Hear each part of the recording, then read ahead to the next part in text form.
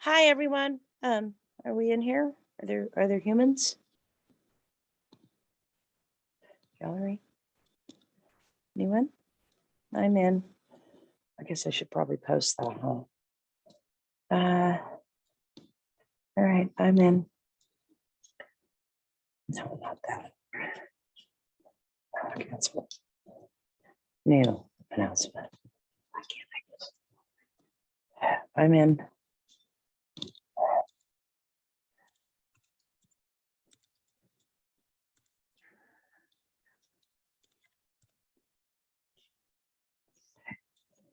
Okay.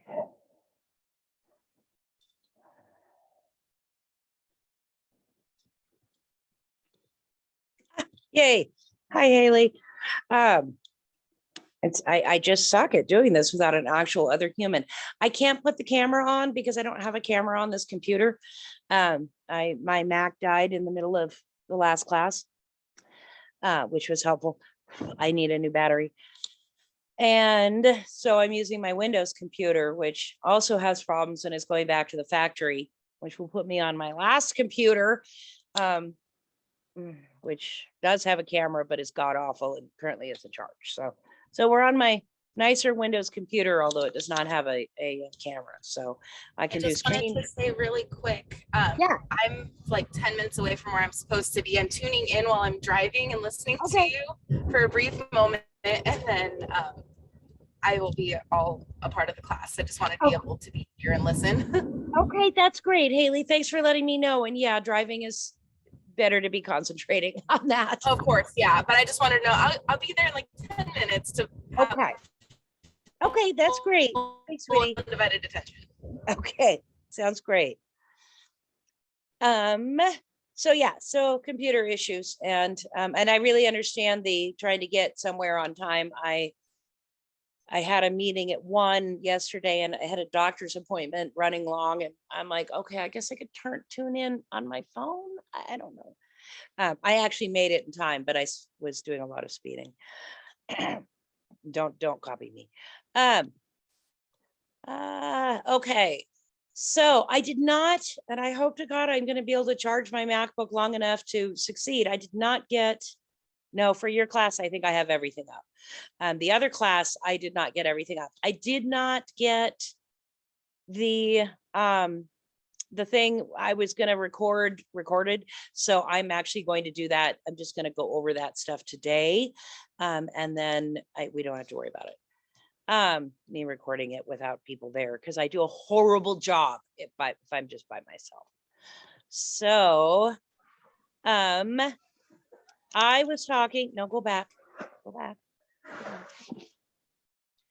I have to have this in full screen, so I can't see the Zoom window. So if you need to say something, just say it. I won't be able to see people unmuting or anything in the chat when I'm in this window. So we looked at this the other day, and it was the sort of progression of events, and we certainly looked at many of the causes. Now, I have to sneeze. Excuse me. I stopped here. One of the reasons that World War I will have the outcome it has is because of this guy and this issue. I mentioned Prussia, which had been the sort of militaristic Germanic country that became the prime mover in Germany when it unified in the 1870s. And this guy was an old Prussian noble, Count Alfred von. Say again? I don't know if I'm the only one, but I can't see your screen. Oh, thank you for letting me know. Okay. Mm-hmm. Yes, that's key. That'd be because I didn't share it. Oh my God. Thank you. All right. Trying this again. Okay. Can you see him now? Yep. All right. So Count Alfred von Schlieffen was an old Prussian noble, and he was a member of the German High Command, and kind of in charge of planning, various military things. He had been an officer in the Franco-Prussian. No, I think he was maybe he didn't actually serve in the Franco-Prussian War. Anyway, it doesn't matter. But he learned from what the Germans, well, the Prussians did in the Franco-Prussian War on invading France.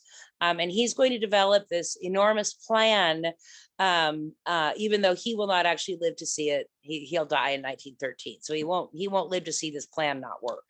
But this was the plan. This was if they ever had to go to war with France again, this is what they meant to do, because this is historically where Prussia was. So it was, and this is basically what they had done in the 1860s. They just ran right over Belgium. I don't think Belgium was an independent country at the time, but it was by the time we get to the era we're talking about. And they went in through these very specific areas, and then they down in here they take Paris. And in the Franco-Prussian War, they did it in 6 weeks. I mean, just boom, right in, and you're done. Now they ended up having all sorts of ugly, fighting in Paris itself, but getting to Paris and basically taking the country was very, very fast and very efficient. And I think I mentioned that the only way that the French could get rid of them was basically pay them to leave. So France paid them a giant indemnity to retreat basically back to their borders. Okay, so this was Schlieffen's plan. He had taken some things into account for more modern technology, not a lot.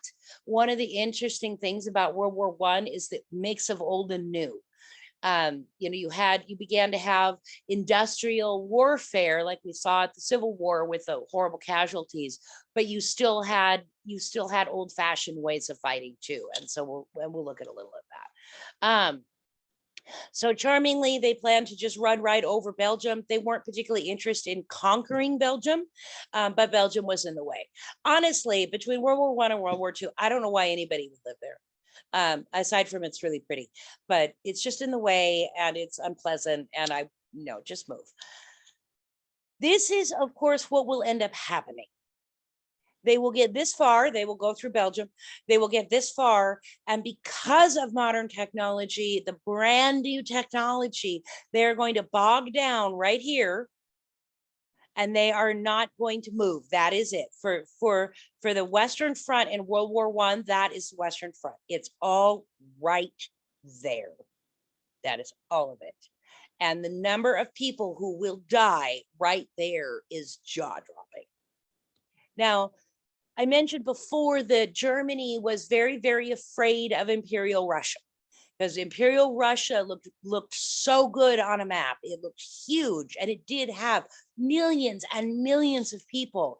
And it had shown a historical tendency to be willing to throw away the lives of millions of people if it had to.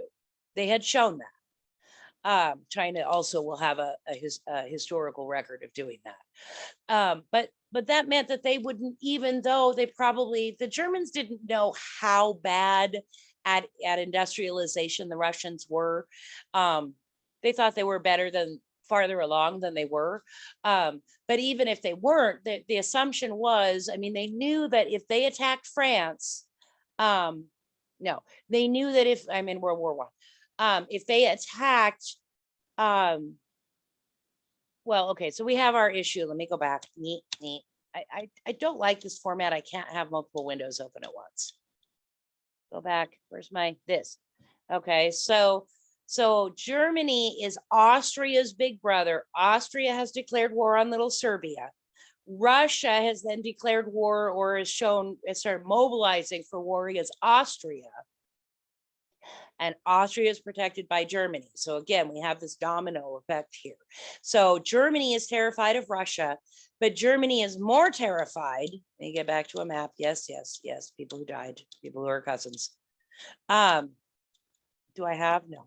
I don't want to flop around too much more. So Russia is on the other side, on the eastern side of Germany. What they do not want to do more than anything is fight a two-front war. They do not want to be split fighting on both of their, both sides of their country and countries outside of both sides. So the goal of the Schlieffen Plan was basically to do exactly what they had done in the Franco-Prussian War, which is conquer France and take it down, because they knew France would support Russia. So if they're going to have to fight Russia, because people go, wait, if they're afraid of Russia and France is not part of this domino effect of involved countries, why would they attack France? Well, they attacked France because they knew France would come in and support Russia. And they wanted to take France out before they could aid Russia and just put it out of the game, so they could then turn all of their energies toward Russia. That was the goal. And I hope that makes sense.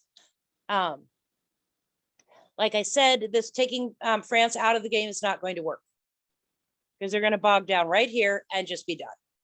They're not going to be able to get any farther. They will actually, ironically, they once they realize this isn't going to work, they just go ahead and start with Russia, because Russia has mobilized. Russia ends up declaring war. They have to fight Russia, and they will make much better inroads into Russia. They won't get bogged down like this, which we'll look at a little. So the conditions for World War I, which were directly due to the changes in technology, and no one knew what to do about it. When technology changes this drastically in wartime, the people in charge will spend a lot of the current conflict trying to refight the last war, because they don't know how to do it differently. And so what you had was, I mean, by the time you get to the American Civil War, which was the United States' first industrialized war, you had changed from artillery firing balls that are just metal balls. They're like bowling balls against the enemy, which can kill you, but it's not going to explode, and you have to hit things really hard to knock them down, to exploding shells, so they blow up when they hit. Well, and we saw that the horrible casualties of the American Civil War were due to rifling in those artillery cannon, basically barrels, so they can go farther and they're a lot more accurate. Now in World War I, you're going to have repeating artillery. It will go very, very fast. It can fly. Those shells will not only explode when they hit, but they can fly for miles. They can fly like 2 miles before they have to hit their target. So you can hit the enemy from much farther away, and you can hit them repeatedly. In the American Civil War, you saw the introduction of an early machine gun, which was a Gatling gun, and it was big and cumbersome, and you had to hand crank it to get it to keep firing. You're going to have fully automated machine guns in World War I. Okay, now the only way they know how to fight a war, the idea, and again, it'd be so helpful if I could figure out how to use the Blackboard feature. I will hopefully soon, or whiteboard feature. Is you have your enemy encampment or the approaching army.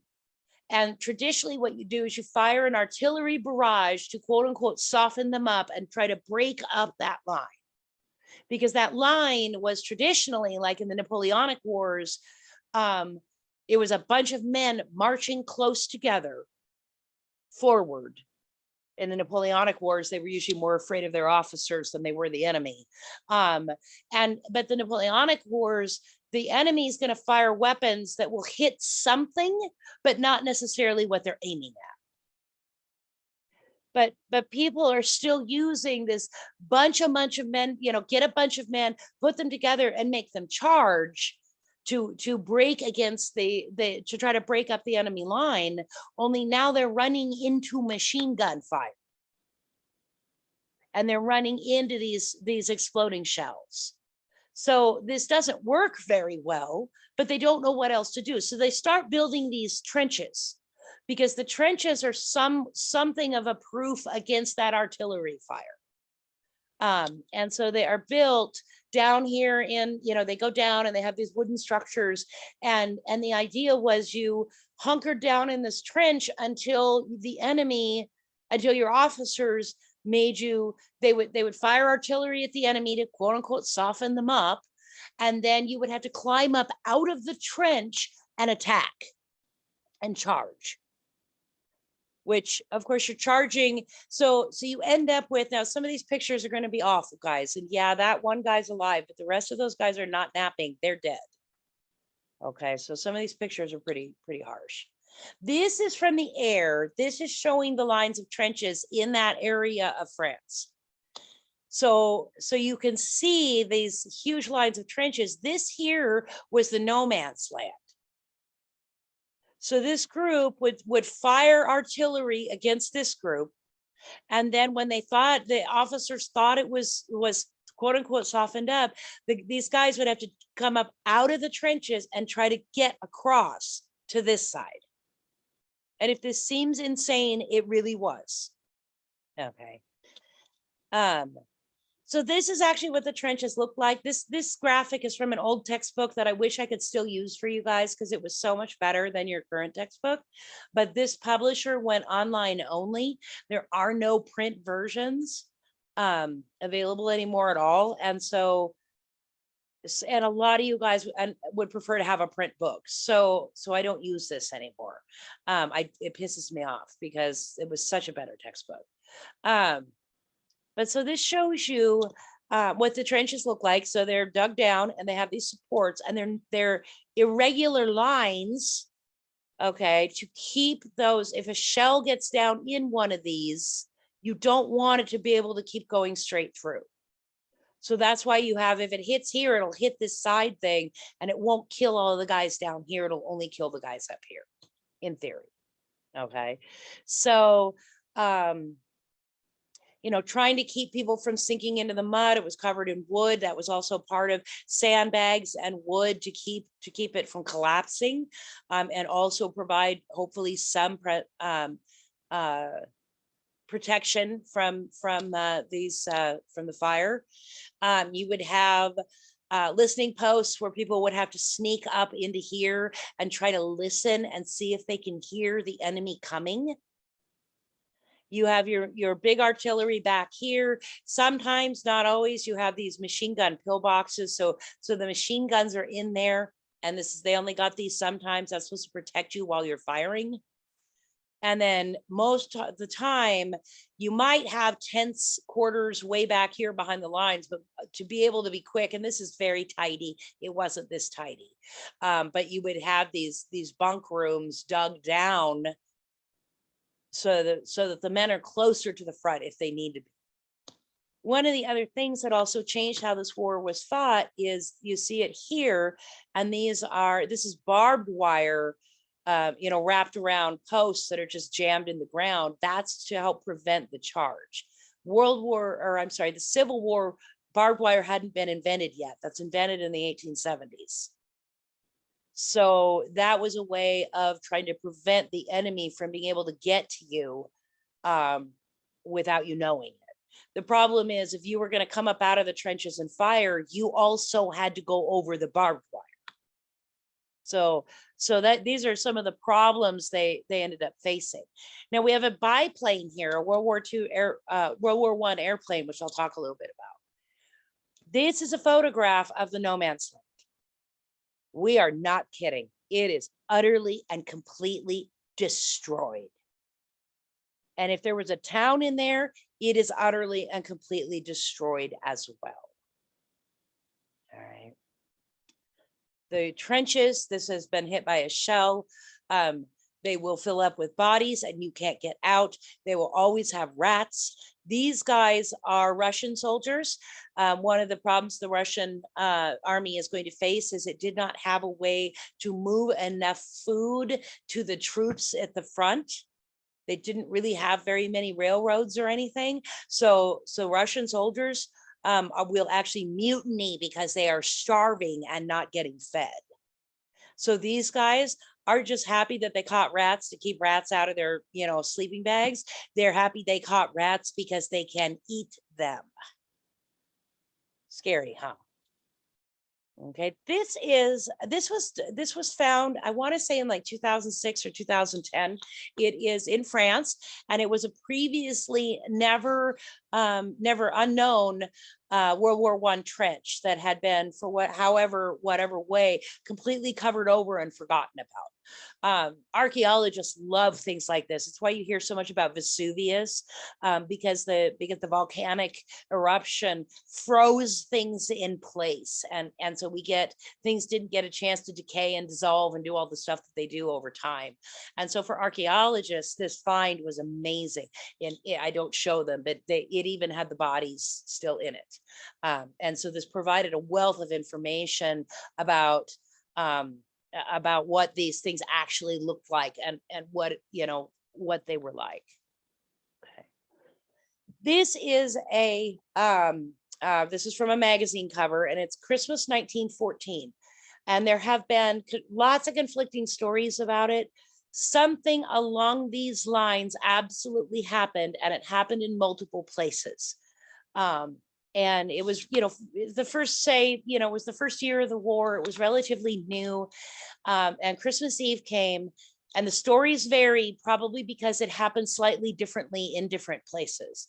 But the one that this is depicting is that the German soldiers on Christmas Eve were singing Christmas songs down in their trenches. And of course, although the language is different, the music itself is often very similar. And the French soldiers and British soldiers, because the British came in with the French. I mean, this is that secret treaties and all these alliances. If the French were going to come in for the Russians, the British were going to come in for the French and the Russians. So the British are also in France. And they hear these songs, these Christmas songs being sung. And so they start singing back. They start singing them in turn. And pretty soon they hear the German songs, maybe moving a little closer. And so they poke their heads up out of the trenches and they see white flags, which means truce. And so they poke their heads out and they come out. And eventually these groups meet at in the no man's land and begin exchanging basically Christmas presents, which primarily when soldiers from different countries met in both world wars, the smoking was everybody smoked at that time. So they would exchange cigarettes and playing cards and maybe little like dime novels that they'd have in their pocket, basically little gifts, little share flasks of booze, stuff like that. And so for for 2 days, basically one night and one day, you had basically peace break out in the middle of the war. In the future, for the future years of the war, the high commands will order artillery barrages all night on Christmas Eve.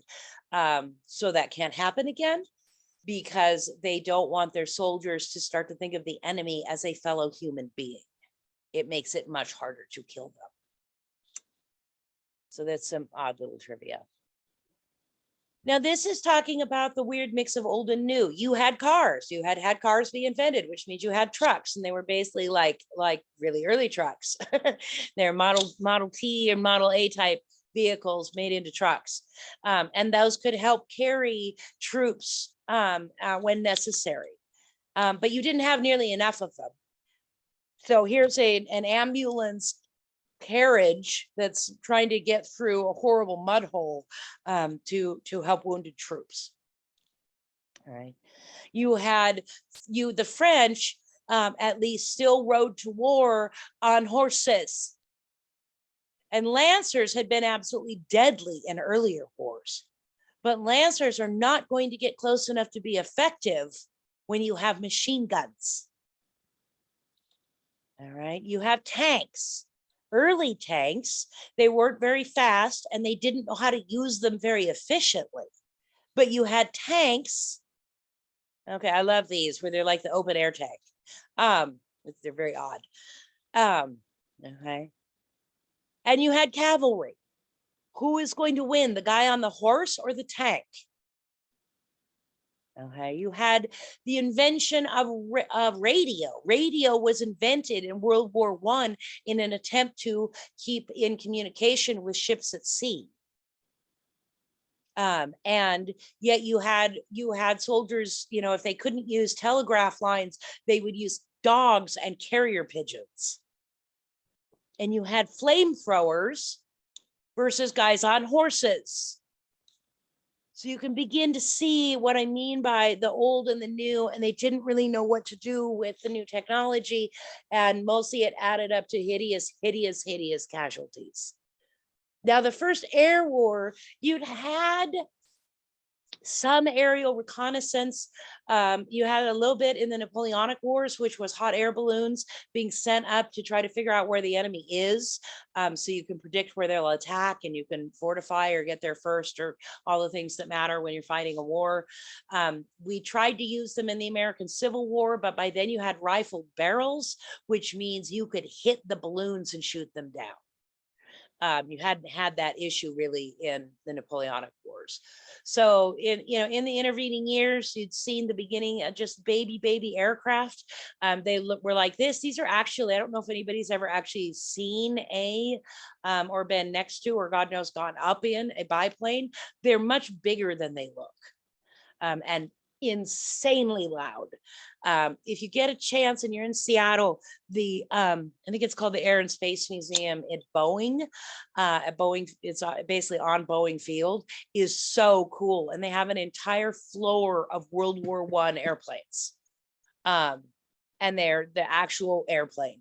What's super scary is, although this part is metal, the rest of that plane is primarily made out of wood. And the skin of it is fabric. Yeah, you're going up in an airplane made out of wood. I don't know if anybody else finds that as horrifying as I do. So at first they were just used for recon. That photograph that you saw of the that I showed you of the trenches, that was done with very, kind of by our standard super limited photography, but from one of these airplanes. Then you had mostly pilots figuring out that, hey, you know what, while I'm up here, if I had like some TNT or something, I could throw it down on the enemy. So they're literally lighting sticks of TNT in their open cockpit and throwing them out the open cockpit onto the enemy. That's your first aerial bombing. Then you would have you would have defending aircraft who were pilots who were up there with pistols. They were up there with handguns shooting at each other, the enemy, to stop them from throwing the TNT out the cockpit. No lie. That is how they were fighting their air war. Okay. Then they all are carrying pistols and they're shooting at each other while flying, mind you. Oh, there's something in the chat. Yes, lighting and throwing TNT out of a wooden airplane. No lie. I'm not kidding. Oh my God, it's insane. So then they got the brilliant idea to mount machine guns on the front of the airplane. Well, that's okay, except it's a prop plane. So when you're firing the machine gun, guess what happens to the propeller? Yeah. So they had to invent actually a special cam that would go into the machine gun and time it so it's only firing, when a propeller is on, it looks, you see it go around like a fan, but it isn't in all the spaces, obviously, if it's only 2 or 3 blades at all times. So then they invented something that would make sure that the bullets were only firing where the propellers wouldn't, so they could still fire their machine guns without chewing up their prop and crashing. Lots of experimentation. Now they weren't firing, they weren't flying terribly high, these airplanes. So you might survive a crash. They're not going as fast. There's a lot of gliding ability with these things.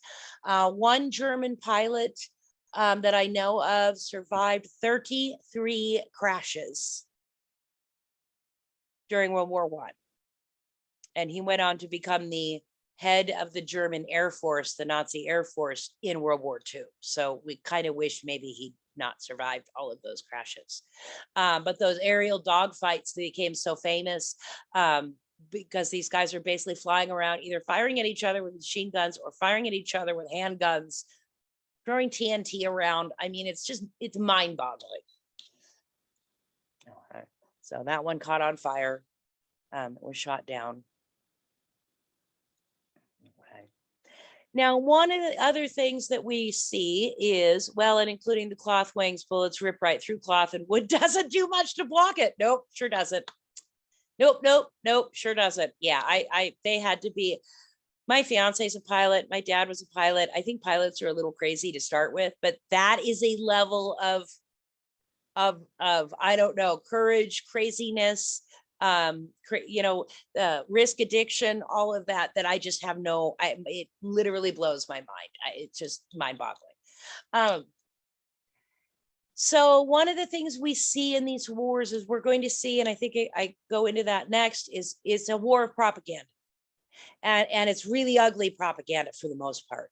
So one of the things that occurred during this time is the British royal family, and I don't know if anybody follows any of this stuff, but currently they're having a scandal because Prince Andrew, who is no longer a prince, was implicated in a what's it? It's not sex trafficking, but it's sort of a sex trafficking of underage girls scheme from years ago. So that's nice. He's been disowned. But the British royal family was German. And until World War I, they're known as the House of Windsor now, for Windsor Castle. Before World War I, that was the House of Saxe-Coburg-Gotha, which is a very German name. Queen Victoria was ethnically German.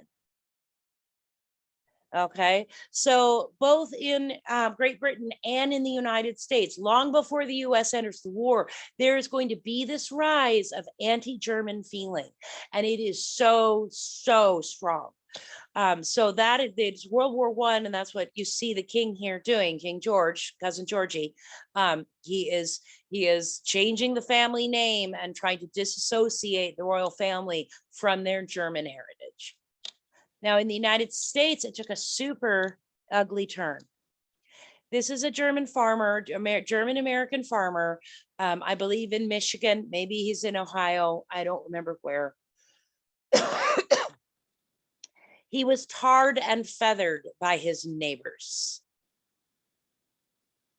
Tarring and feathering, which we mostly hear about happening in the American Revolution, is actually, although not usually fatal, it can be fatal, a very cruel thing to do, because tar is a petroleum product and you have to heat it up to get it liquid enough to put on someone. So they may be very burned under the tar. And then the feathers are sharp. And rolling somebody who's been tarred in those feathers, you can see the cuts on him. Very cruel thing to do. Okay. I have to grab another one. No, escape. All right. I only have you for 2 days this week. All right, I'm going to go kind of fast through this, just so you get some of it, and then I will, no. Yeah, I guess I will. What the hell? We're behind. I'll have to speed us up next. Whoa, what? No, I don't care. Just full screen. All right, so I'm going to go kind of fast. Stop sharing your screen. Oh, thank you. Zoom.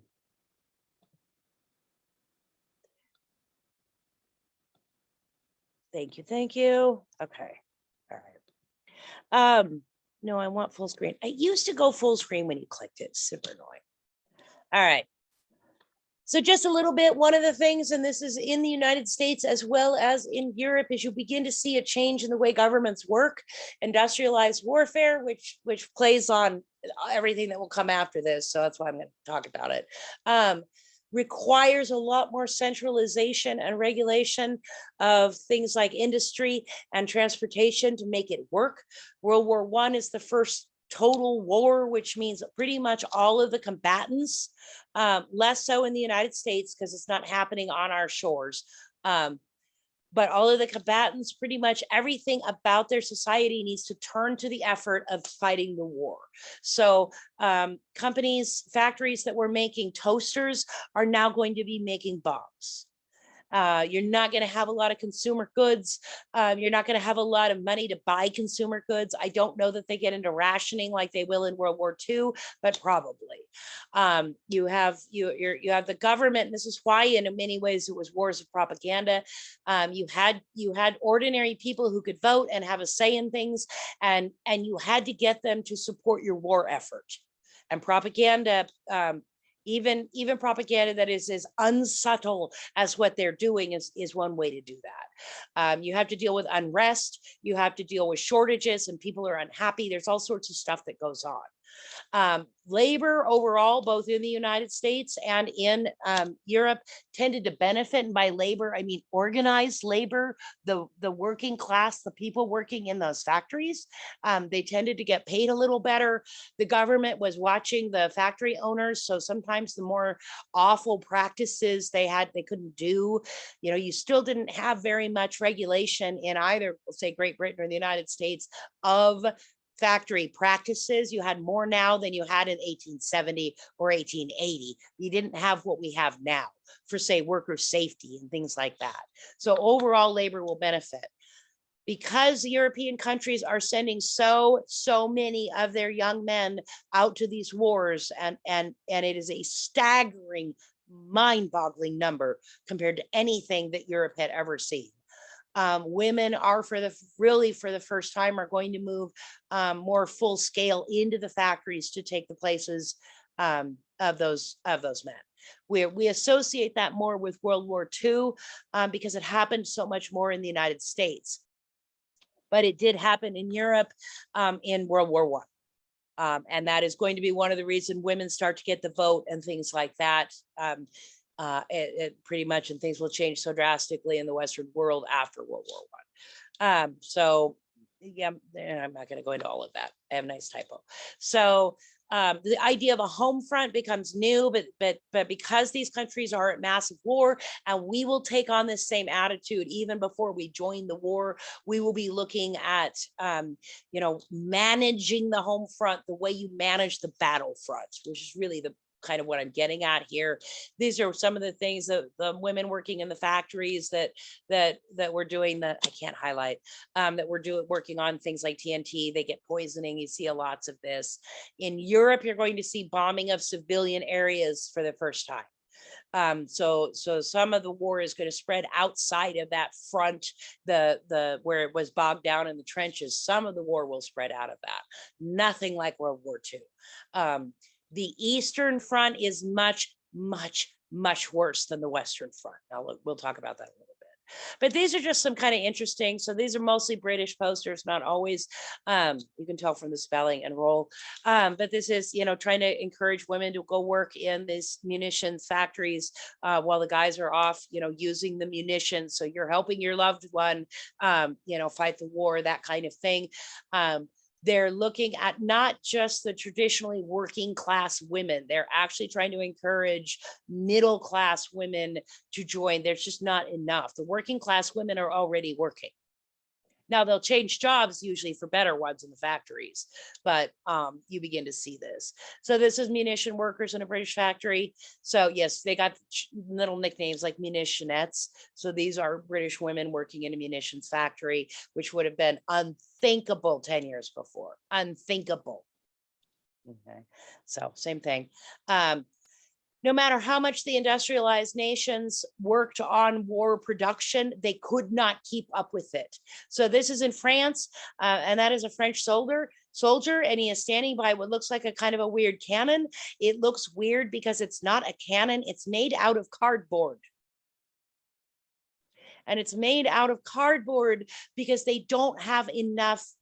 They're basically trying to show any wandering Germans that, hey, we're defended. Our town is defended. Please go around. At one point, the French army was going through 70,000 shells in a day. And sometimes in the battles, they would be fighting, firing their artillery. And when it rains, yes. It's bye-bye. Uh, they'd be fighting, and then it would mysteriously, the enemy would mysteriously go silent, whether it was the Germans or the British or the French, and it was because they ran out of ammunition. But you didn't know they ran out of ammunition, so you couldn't keep up with it. You couldn't count on it. So it was just all sorts of crazy things. Okay. Okay, close my chat. So the propaganda, I won't go into great detail, but I will show you some of it. And keep this in mind when we get closer to World War II, when we start, we can't understand why the Allies aren't doing more about the Holocaust. One of the early problems is the public won't believe it's true because of all the exaggerations and the craziness that people were saying during World War I that turned out not to be true. So that is unfortunately one of the longer term outcomes of this. This one is just encouraging people to join the Red Cross. If you're probably more familiar with it if you're Catholic, but there is a famous statue in Italy called the Pieta, and it is Mother Mary with Jesus in her arms. And so this was designed deliberately to look like that, and both play on the heartstrings and sort of, this is the good Christian thing to do, is to join the Red Cross and help all the soldiers. Because if you have a crazy, insane, unbelievable number of casualties, you need an unbelievable number of doctors and nurses and help for these soldiers. Now, this is British propaganda, very anti-German. So it's basically saying that even the Germans are so bad. Here's the evil Kaiser back here. The Germans are so bad that even their Red Cross workers are cruel to our boys. No British woman would pour water out when it was if it were a dying German soldier, but they're that bad. That's how evil they are. This is showing, this is a little bit later because it has the United States. So by then we had joined, and this is trying to show, just like encourage the morale. All of these countries are fighting for liberty. And this is the Kaiser. Okay, and he's being driven, the evil German is being driven off by the United, forces of these other countries. This is a nice, well, if you can't go across with a gun, come across with your part of the Red Cross War Fund.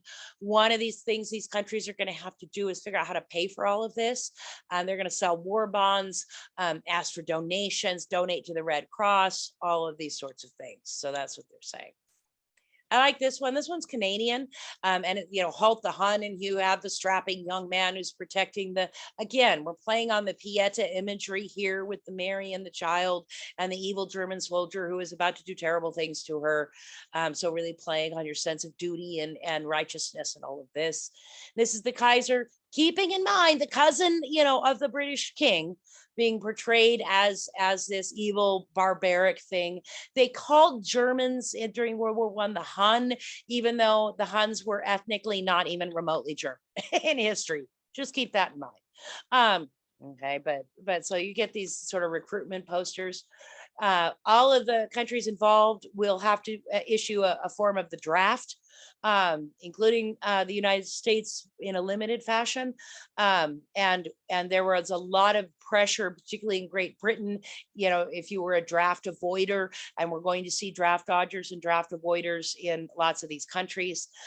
In some countries like Russia, that would get you shot.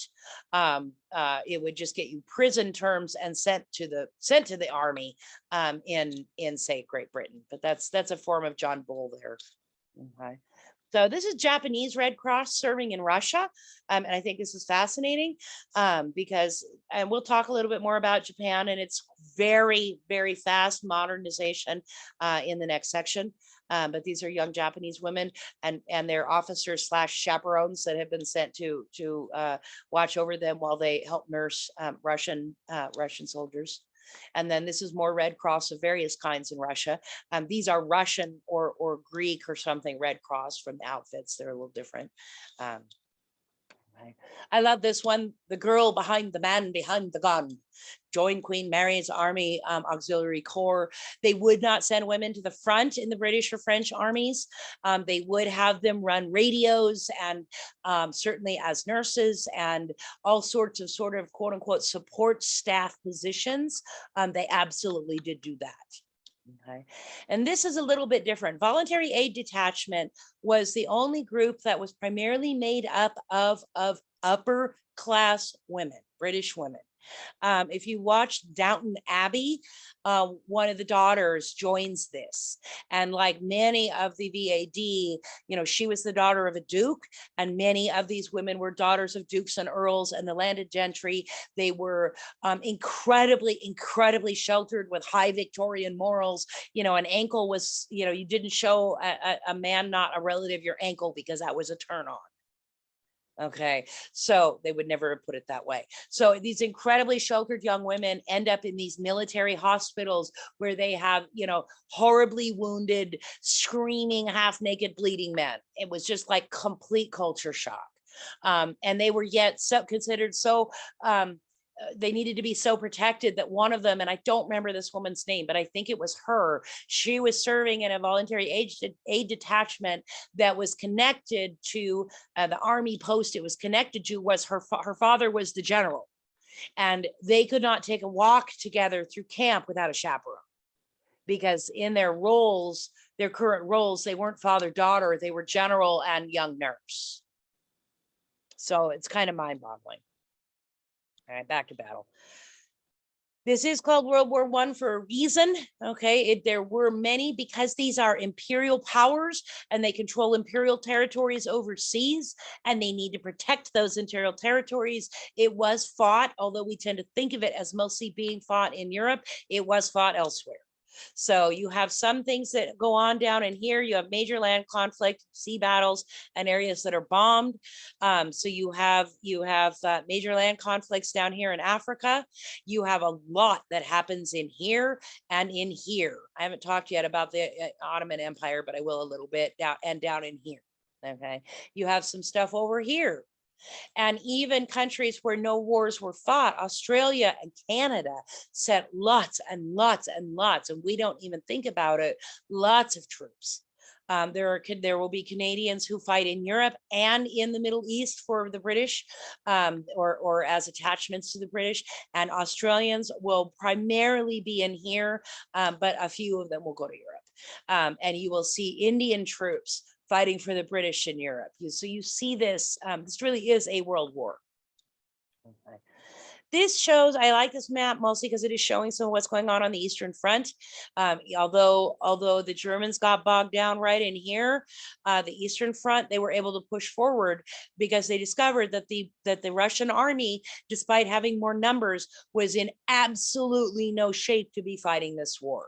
It will be the downfall of Imperial Russia. It will absolutely cause the overthrow of the Tsar and his family, and the beginning of the Russian Civil War, which takes 10 to 20 years, depending on what you're counting, and is hideous and god awful, and the eventual birth of the Soviet Union.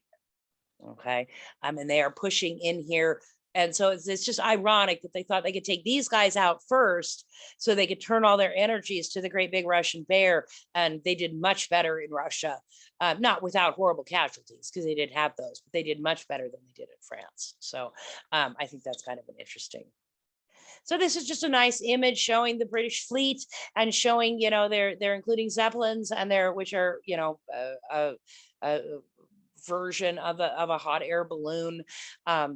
And then, of course, aircraft, so showing all that. One of the things that the British Army isn't showing, the British weren't really admitting, but begins to come clear, is although the British industrializing and imperializing effectively first, basically 100 years before everybody else, gave them a head start and allowed them to become stronger earlier.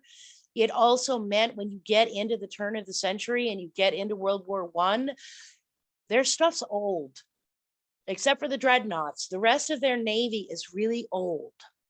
Their factories are old. The United States, America's factories are new. We have the cutting edge technology, such as it was.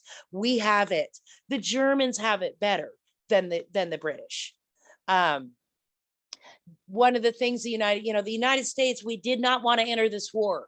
We were very, very isolationist, and we will actually be surprisingly isolationist when we get closer to World War II, which is hard for us from this end of history to picture. Somebody let me know if we get to time, because I can't see the clock and I don't have my phone. The surprisingly isolationist. But one of the ways that we're going to get drawn into this war is, although President Wilson wanted to keep us out of this war, individual people in the United States, very wealthy ones like Rockefeller and some of his ilk, I use the word ilk on purpose because it's fun, will actually loan money to the British and send them products from their factories to support the British before we're officially in the war. And they did that to protect their trade with Great Britain. But Great Britain could not prosecute this war without American help, even before we sent troops. Okay.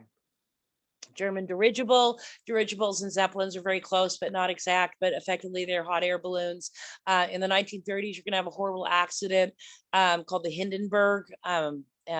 And you can look it up, and it's got awful, but these were believed at the time. These were going to be what airplanes, like what big passenger jets are to us today. It was believed that dirigibles and Zeppelins would do that because they weren't fast, but you could carry a lot of people. And until the Hindenburg, they were considered really, really safe. And yeah. So we've already talked about some of this, the casualties, the no man's land, softening up the enemy. This is just another map showing some of that. And I'm trying to speed up. Here is the impact of the machine gun, the kind of casualties that we're going to see. So trench warfare, stymied military leaders who expected to fight a war based on movement and maneuver. Their efforts to effect a breakthrough by sending masses of men against enemy lines were the height of folly in view of the brutal efficiency of the machine gun. All right, so so just to give you a sense of this, Verdun, and something to keep in mind is these battles last months. Some of them last 3 months. So these are not like one-day battles like we see at Antietam. Okay, so that's something to keep in mind. But you will actually have the Battle of Verdun. You will have 315,000 French are killed, not wounded, killed at Verdun. I think the British at Verdun lost 165,000 troops. And the British will lose, or the Germans will lose more than that. So when you hear Battle of the Somme and Battle of Verdun and things of these nature, you're not looking at 20,000 killed or 30,000 killed. You are looking at, in pretty much every single one of them, over 100,000 killed. And that doesn't count the wounded. To give you a sense of the scale. In the United States, we enter late. We won't lose. We won't lose more than 120,000 men in World War I, but we came in at the very end of the war. So fiance and I were just talking about that. Blim, never heard of it. Now you have. Yes, the Hindenburg. Yeah, scary. Yikes. So same thing, 420,000 casualties. And these battles, on top of being hideous in their casualties and killed, you gain almost nothing. You gain a few thousand, some of them you would gain 40 yards worth of progress. So, and the land is still scarred. Oh, wow, you went there. Holy cow. We could still see where the trenches were and where the bombs fell. There are so many graves. Yeah, it is mind-blowing. So this is a medieval cloister that was at Verdun before, and a cloister is usually attached to a cathedral, but not always. And this is after the battle. Okay, this is after the Battle of the Somme. And interestingly enough, this photograph comes out of German archives.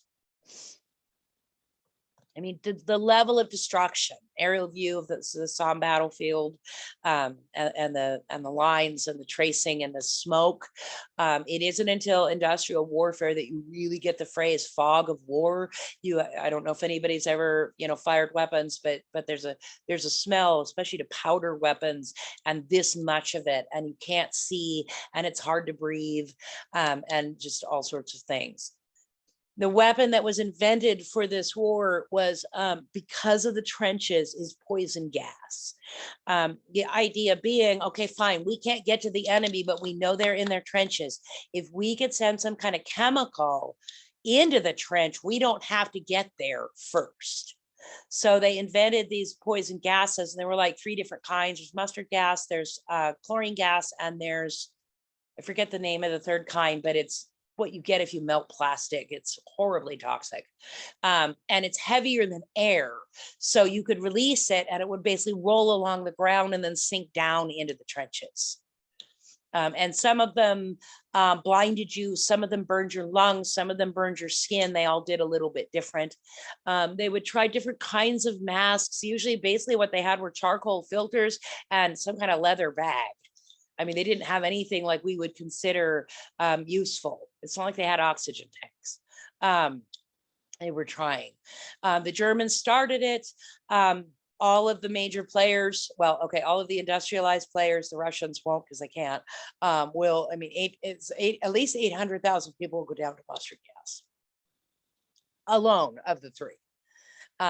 One of the problems that they quickly discovered is you don't have any control over the wind. And if you release that gas and the wind changes, it's coming back on your troops. And that's what this picture is that I've been using in the background. It is a picture, a painting that was done. And one of the things you see with World War I is a change in Europe, at least, and the United States was filled with a huge optimism before this war about technology fixing everything in the future. You'd had so many amazing inventions in such a short amount of time that it seemed like there was nothing technology could not do.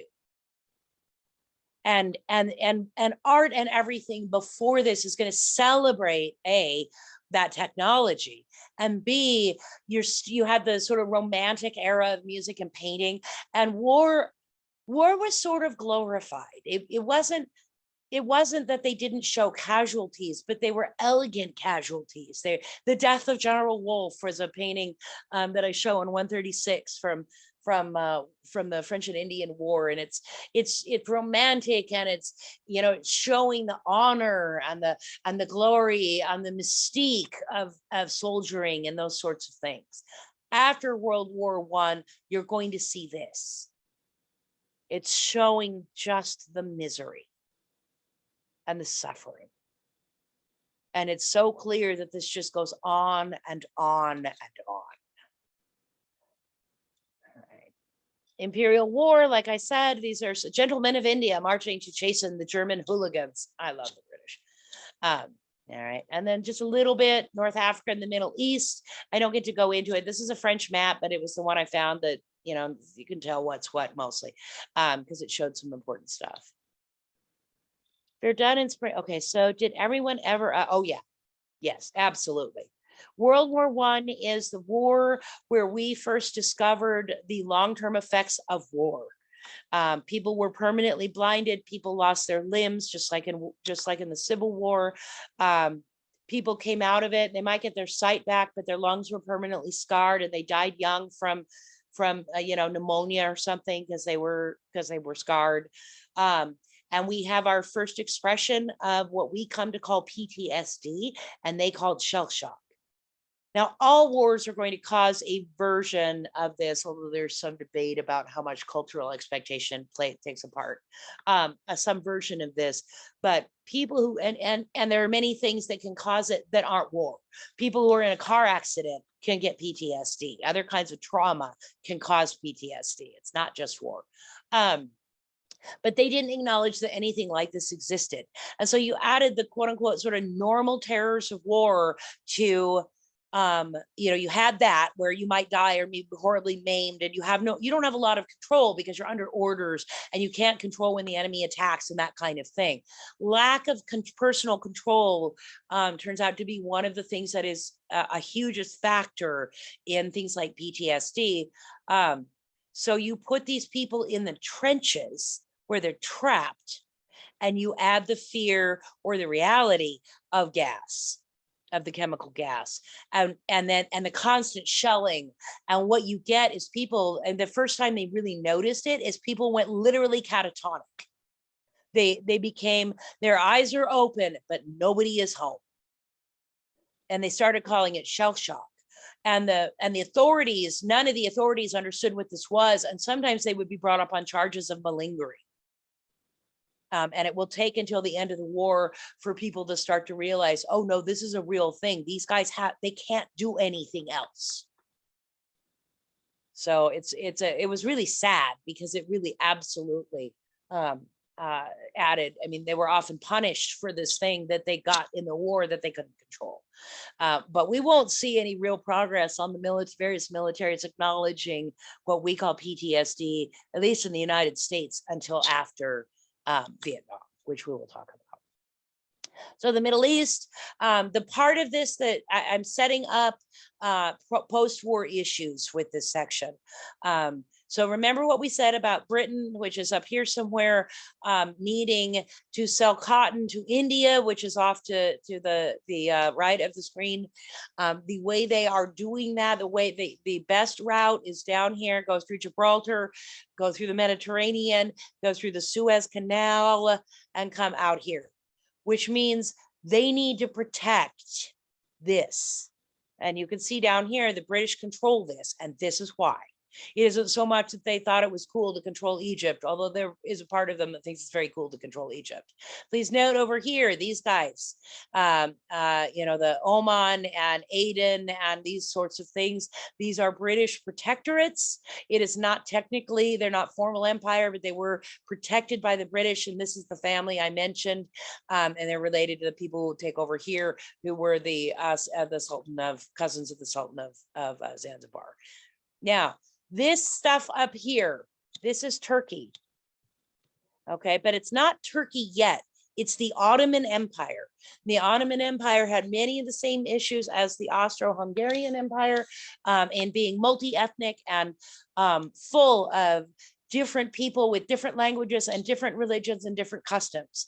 And I think I mentioned that one of the things you see is other European countries interfering in their internal affairs, acting as protectors, so to speak, of those different groups. So the Russians weren't just the protectors of Serbians in Serbia. Russians were protectors of Serbians living in the Ottoman Empire. They were also protectors, quote unquote, of other like Greek Orthodox or other forms of Orthodox Christians, which meant they were interfering in the Ottoman Empire. And the Ottoman Empire wasn't strong enough really to keep them out. The French were doing it with Catholics and what are called Maronite Christians, who are mostly on the coast. The British were doing it with random other collections of groups, and those groups are going to get advantages within the Ottoman Empire because these powerful European countries are giving them advantages, and the Ottomans can't stop it. So the one European country who had not really ever interfered in the Ottoman Empire, who had mostly just offered to help them modernize by like writing a constitution and starting newspapers and things like that, had been the Germans. Because a lot of people are like, why in the world would this weird Ottoman Empire thing take the side of the Germans? That's why. The enemy of my enemy is my friend. The Russians wanted a piece of the Ottoman Empire. The British did, the French did. The only ones who hadn't tried to take a piece were the Germans. So they took the German side. But they controlled the territory closest to the closest to the Suez Canal. Okay. Gallipoli is one of the most famous battles. It was the goal was to keep the Europeans from here, and so the Turks were trying to rally, and they had to fight them in here, and it was, oh my God, it was awful. It was horrible, horrible fighting.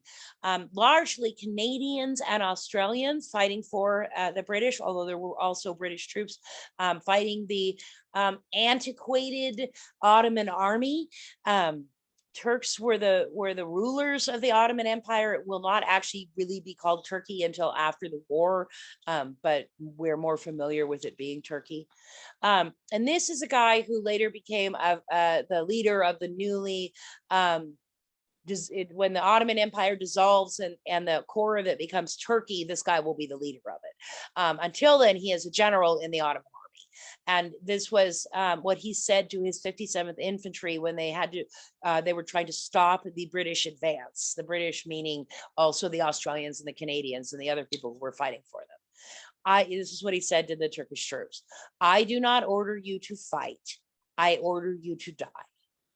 In the time which passes until we die, other troops and commanders can come forward and take our places. Imagine hearing that. They knew they didn't stand a chance. They were just trying to delay.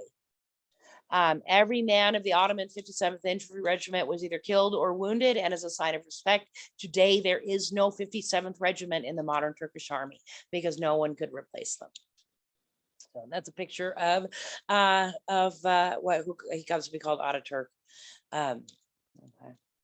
And then after the war, I'll just say this and I'll close with this and we'll take up with more of this and move into the post-war stuff on Thursday is I thought this was a really nice thing for him to say. It's 1934, so it's quite a bit after the war. But he says, those heroes that shed their blood and lost their lives, you are now lying in the soil of a friendly country. Therefore, rest in peace. There is no difference between the Johnnies and the Mehmets, that was the nickname for the Ottoman troops, to us, where they lie side by side here in this country of ours. You, the mothers who sent their sons from faraway countries, wipe away your tears. Your sons are now lying in our bosom and are at peace. After having lost their lives on this land, they have become our sons as well. And I think that's a lovely sentiment. So on Thursday, I will go, I will just real briefly, for your purposes, sort of your homework is be paying attention to the American parts of, I'm not going to go into it other than this little bit about causes, except like two things of the American contribution to this war. I'm going to move right into the end of it and the post-war stuff that has to do with it on Thursday. So, nope, stop sharing. Are there any questions or anything? Are we good? I think so. Okay, thank you. You guys. Are you going to be posting the answer sheet for the exam here tomorrow or later today? Yes, later today. It'll probably be, your guys's will be a couple hours because I have to redo it. The assigned reading should be through the World War I parts of chapter 21. Okay. And if and then just start going, you can go ahead and start moving ahead if you're ready to. But nothing is on the exam past World War I. And then as soon as like I said, Thursday, I'll sort of really wrap up the war and then talk about the immediate post-war things that are a big deal and just start on into like the 1920s. Otherwise, we're going to be too far behind. Okay. Alrighty. Thank you. You are so welcome. And thank you guys for your contributions. It's scary. I can't imagine. I'd love to go to France and see all that. And yes, I'm glad you appreciated the horrifyingness of World War I aircraft warfare. Air warfare. It was so random. We'd come across a photo and I was like, I haven't seen a blimp in forever. And then he went on to a story to tell me, oh, did you ever hear about that? And I go, no. And I'm looking at him super confused. And I'm like, oh, look at that. Yeah. Look up the Hindenburg because it is jaw dropping. It is. If you aren't familiar with it, it's jaw dropping. I wasn't until just yesterday and today. And I was like, oh, timing's everything, I guess. Timing is everything. Good job. The universe directed you. No kidding. All right, guys. So I'm off to work now. Okay. Bye-bye. You guys have a good night. And I will put it, but it'll take a couple hours before I get that up. Bye. Thank you. Thank you so much. I'll talk to you guys on Thursday. Maybe with a camera. Okay. And